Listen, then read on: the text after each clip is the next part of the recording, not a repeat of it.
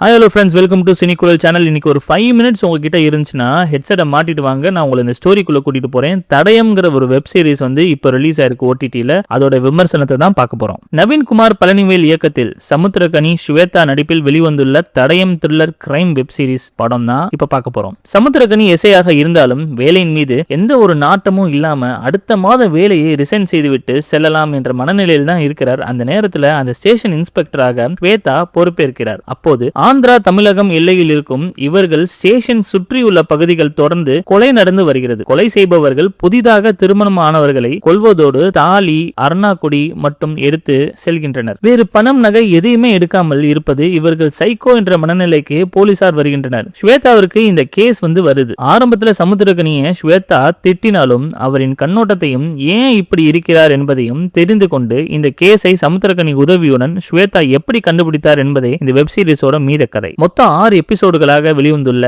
இந்த சீரிஸை ஒரு படமாக எடுத்திருக்கலாம். ஏனெனில் ஒவ்வொரு எபிசோடும் 20 நிமிடம் தான். G5 தளத்தில் இந்த சீரிஸை பார்க்கலாம். சமுத்திரகனி நமக்காகவே இவர் என்ன இவ்வளவு மோசமாக இருக்கிறார் என ஆரம்பத்தில் தோன்றினாலும் காவல்துறையின் ஒருவரின் உழைப்பை எப்படி மற்றவர் தன் வளர்ச்சிக்கு அறுவடை செய்கிறார் என்பதை படமாக காட்டியுள்ளனர். அதோடு சமுத்திரகனி சின்ன சின்ன எவிடன்ஸ் வைத்து அவர்கள் 2 பெயர்கள் அவர்கள் தெலுங்கு பேசுபவர்கள் என அவர் கண்டுபிடித்து இந்த சொல்லும் இடமெல்லாம் சுவாரஸ்யமா இருந்துச்சு. அதோடு ஆந்திராவில் தெலுங்கு போலீசார் வெர்சஸ் தமிழ் போலீசார் போன்ற காட்சிகள் எல்லாம் உண்மை கதை என்பதால் அப்படியே தத்துருவமாக காட்டுகின்றனர். ஸ்வேதாவும் தனக்கென வேலையை சிறப்பாக செய்துள்ளார். வில்லன் கதாபாத்திரம் 2 பேர் வருவது மிரட்டலா இருந்துச்சு. அவர்கள் நடந்த கொடுமை, அதனால் இப்படி ஆனார்கள் என்பது உண்மை சம்பவம் என்று சொல்வது பதப்பதைக்கிறது. அதே நேரத்தில் வில்லன் இவர்கள் தான் என தெரிந்தும் பின்பு கதை மீண்டும் மீண்டும் ஒரே இடத்தில் சுற்றுவது கொஞ்சம் லாகாக இருந்துச்சு. பிளஸ் பாயிண்ட் சொல்லணும்னா சமுத்திரகனி ஸ்வேதாவோட நடிப்பு தான். இந்த ரன்னிங் டைம் உண்மையிலே கம்மியா இருந்ததுனால ரொம்ப இன்ட்ரெஸ்டிங்காகவும் பரபரப்பாகவும் இருந்துச்சு. மைனஸ் பாயிண்ட் சொல்லணும்னா